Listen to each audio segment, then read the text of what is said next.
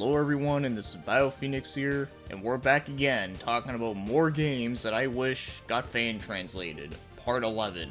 So does that mean we're going 11 on this one? Nah, but I think I might do that on the next one, but anyways, so like I always say at the beginning of these videos, which I'm sure you're probably sick and tired of me talking about it, but you know, I have to mention it because I know if I don't, someone's gonna bring it up, is that making fan translations is not as easy as you think it would be, and I don't expect it to happen overnight. These are just like little fun discussions that I like talking about, like random games that I think look interesting that I would like to play one day because, you know, unfortunately I kinda can't right now. Or maybe I could, but it would just be a real pain in the ass. Plus, it's a good way to start talking about these obscure games and bringing awareness to them, and, you know, maybe more people might check them out. So yeah, with that said, let's get right to it. So the first one that I want to talk about today happens to be on the PC98, and that is Queen's Library. So this is an action RPG that was developed by Cocktail Soft, and it looks and plays just like an Ys game, but only that you get to control a female character, and it also does have a really cool bright blue border that I really like.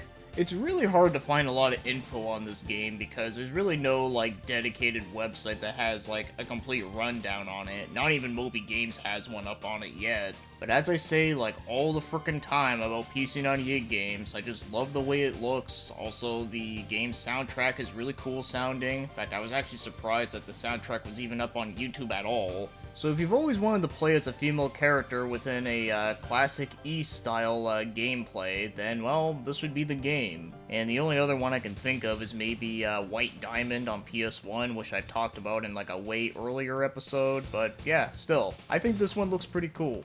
Alright, and next up we have is a game on the Game Boy Advance, and that happens to be Samurai Evolution Okoku Geist. It's a pretty interesting name, to say the least. But yes, this is a turn-based RPG that's top-down, but it has a pretty interesting perspective for the battles. Yeah, the battles in this game look almost like a fighting game with like the way the health bars are laid out. It's kinda neat. And apparently the game also has some like Pokemon elements to it, you know, like the whole monster capturing thing, so that's also kinda interesting as well. Plus, I also like the game's graphics. In fact, I find that the top-down view graphics look very similar to a PC Engine game, so I think that's kinda cool to see a game looking like that on the GBA. And outside of that, unfortunately, there's not a whole lot else I can say, because just like the other game, it's hard to find like specific details about the game outside of what I just talked about, but as I said, I think it does look like a pretty interesting GBA game that, you know, like I don't see anyone talking about. And next up we have is a PC Engine CD game, and that happens to be Babel, which I assume is for the Tower of Babel. So this one was developed by Lasersoft, so in other words, they're owned by Telenet, so yeah, the same people that did like the Vowels games and all that, which is kinda cool. And it happens to be a turn-based RPG, and the setting in this one is actually really cool. It has a futuristic, sci-fi, post-apocalyptic sort of setting, and this one actually does have a lot of nice bright colors in it, not like the bland and boring looking post-apocalyptic ones that you always see nowadays. But one thing that is weird about this game that I did find out about is that this is not like an ordinary RPG where you level up by killing monsters. No, apparently whenever you kill monsters, you only get money out of it, and your character only levels up just by progressing through the game. So that might be a little bit strange, but I do think that like the setting of it looks cool. I like the art style. I mean, the story of it also sounds kind of interesting as well. In fact, I'll talk a little bit about it here, is that apparently it's about like the human race like ends up like getting teleported to an alternate world, and then they end up like rebuilding society within that new world. So that I do think is kind of unique, because, you know, usually when people get teleported to another world, they just have to just try and survive. But instead, well, I guess they are surviving, but, you know, they actually do try to like rebuild up society again, and that's why everything is kind of sort of post-apocalyptic sort of thing. So it seems like this is going to be one of those RPGs where it's going to be more about, like, the story than it is the gameplay, which is fine by me, and besides, I like the way it looks, so I'm sure I'd at least get something out of it. And next up we have is a PS1 game. This one happens to be Pixie Garden.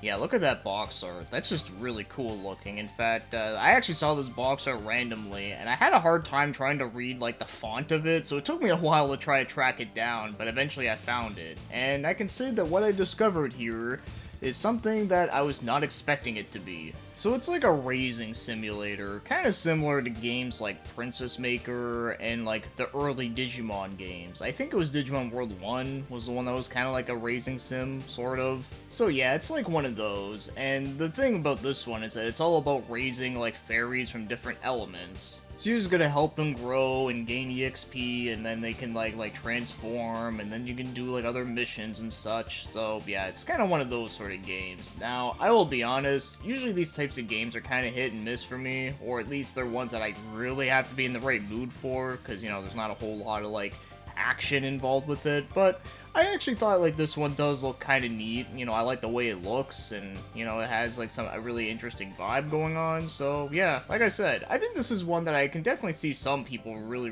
liking. And next up we have is a Konami game, and that happens to be Mitzi Night R. So this is an RPG from Konami, but it also combines a lot of stuff from some of their romance dating sims that they've also made around this time as well. And if I'm going to be playing a romance game, it has to be an RPG with an interesting story and style to it. Like a game like this, I would definitely give a try, because, well, you know, I love games like Artanelico, then Growlancer has some, like, romance stuff involved with the series, and then, of course, the biggest one, the Persona series and the Trails games also have that as well. So, yeah, obviously I don't have a problem with romance stuff in RPGs as long as the game is good. So if I had to play a romance sim from Konami, it probably would be this game, because like I said, I think it looks like a pretty cool looking game. It has nice 2D graphics, a good art style, and from what little I've heard of the music, I actually do really like it. Also, one weird fact I found out about this game is that apparently you can actually unlock little trinkets that appear from other Konami games, and apparently there's a lot of like Castlevania ones you can get too, so that's pretty cool. And next up, we got something a little bit different, is that a game that was only released on Windows in Japan. Yeah, so a PC game.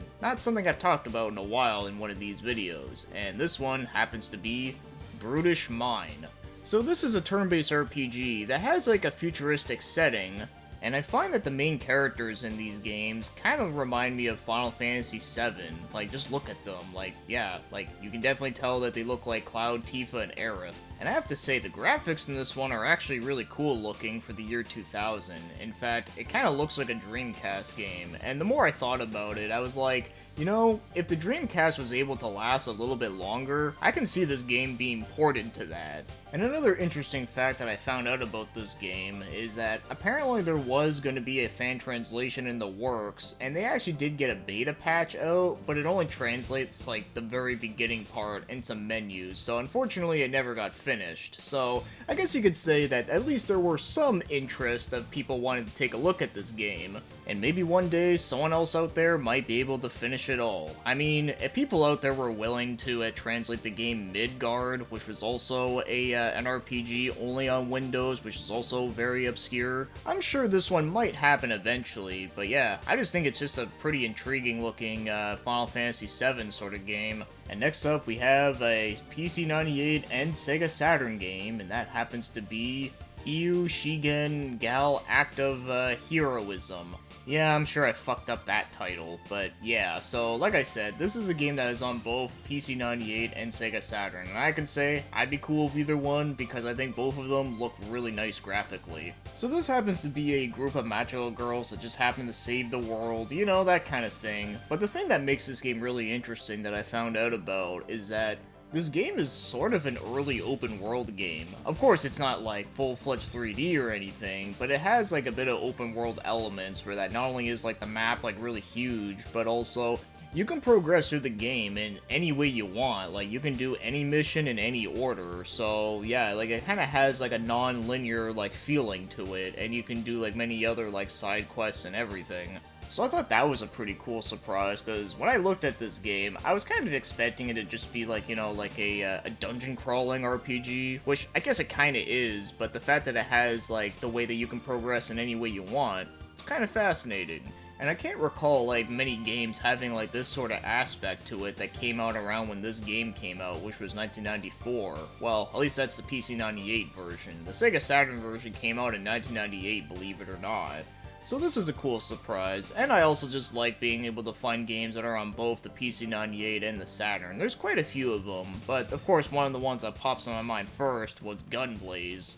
And next up we have is a PS2 game, and that happens to be Summonite Grand Thieves. Now, there is like a way longer name than this, but I'm just gonna call it Summonite Grand Thieves because do you really expect me to call it like this long ass name every time I talk about it? So the Summonite games is a series of tactical RPGs that I've never actually played, but I was curious of trying the sixth one that came out somewhat recently. But yeah, for such a niche series though, I'm kinda surprised that they even have like 6 numbered entries. But anyways, as for this one spin-off Grand Thieves on PS2, this one is surprisingly not a tactical RPG. It's actually a full-fledged action RPG. And it has a pretty nice art style as well, and it really does remind me of another game out there, but I just can't think of the name of it right now. But I know that it definitely does remind me of another, like, action RPG that I've seen on PS2. But yeah, like, if you ever played any of the Summonite games and you wanted, like, a more action one, then yeah, this would be the game to get. But unfortunately for me, I've never played any of them, and I don't know a whole lot else about them other than, like, the bare basics. I'm sure someone else out there will probably let me know more about this game, but yeah, like I said, I think it looks pretty cool, looks pretty fun. Alright, as for the second last game I'm going to be mentioning here, and surprisingly, this one is not an RPG, because I just realized that most of the games on this list in this episode are RPGs, but this one, however, is a survival horror, and that happens to be Abyss Boat. And this game was only released on Windows in 2002, and weirdly enough, the game was developed by Aqua Plus. Yeah, the same people that made that game Tenorisia, the really cool looking action RPG on the Xbox. So yes, it's a survival horror that looks very similar to Resident Evil, and it takes place on a boat. Now, where have I heard that before? Oh yeah, the game Cold Fear. Well, only that this game actually came out before that one. So yeah, a pretty unique concept at the time when it came out anyways. And well, you know, I do think the whole, like, boat setting is kinda cool looking. And also, this game actually does have a pretty interesting graphical style, at least I like the way it looks. And one weird fact from what I'm reading on this description here was that apparently this game was actually not for sale, but was only distributed to a certain group of people called the Leaf Fan Club. Yeah, the company Leaf was also involved with this game, and one thing that is really unfortunate about this game is that apparently it's a real bitch trying to get this game to work on modern computers, so it's gonna be pretty hard pressed to try to get, like, the game to work, let alone trying to get a fan translation for it, but, you know, hopefully someone out there might be able to figure it out somehow. But yeah, like I said, a very, very obscure game that I literally only found out about like a couple months ago. And finally, as for the final game I'm going to be mentioning in this video, this is going to be a Dreamcast game. And yes, it's another RPG, and it happens to be one that's a part of a series that I'm very familiar with, and that being Landgrosser Millennium. So you all know that the Landgrosser series was like the original Growlancer, so you know, I think that's really awesome. And yeah, this game actually looks like a precursor to like one of the later ones, being the 5th game in the Landgrosser series, where not only is it in like full 3D, but it also looks like it has a similar feeling to Heritage of War. But there are two things about this game that are quite surprising though, and one of them is that the game was actually not developed by Careersoft, it was developed by Malaysia, the same people that made the Chowaniki series, so that's kind of funny. But the other thing that's also quite surprising too is that it's one of the few games in the series that does not have Satoshi Yorishihara's art style. And, you know how much I love that dude's art style, and you'd think I would, like, hate the shit out of this game because of the fact that they changed the artwork, but to be honest, I still think it's a pretty good art style. Obviously, I prefer Satoshi's work over this guy's, but honestly, this is not that big of a downgrade. I still think it's a really nice art style, and the character designs in general, they still look and feel like they would belong in a Landgrosser game. So yeah, I was pretty surprised that I found out about this game like so late, because I literally didn't even know about its existence until somewhat recently. Also, another surprising thing is that there was actually another version of Landgrosser Millennium, but it was only on the WonderSwan. Yeah, I figured I'd mention that here quickly, but yeah, like I said, it's always cool to find out, like, about a random-ass game in a series that you thought, like, you knew, like, so much about. And that'll take us to the end of this video. So, like I always say, like, what are some games that you wish got fan translated that I haven't mentioned yet? And also, are some of these games that I mentioned look like something you would play at some point, whether it be fan translated or, who knows, maybe even official translation and getting published over here? Like, that would be really cool. So yeah, before I end it, I do want to mention that if I do another Games I Wish Got Fan Translated Part 12, I'm probably going to make that one a special episode. So anyways, with that said, thanks for watching and commenting, and have yourselves a great day.